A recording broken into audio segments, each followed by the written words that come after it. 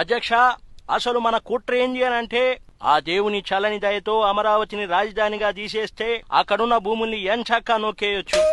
అమరావతి నుండి రైట్ తీసుకుని మన దందా కర్నూలు బార్డర్ వైపు మొదలెట్టి ఆ సరౌండింగ్స్ లో ఉన్న భూములన్నింటినీ కబ్జా చేసి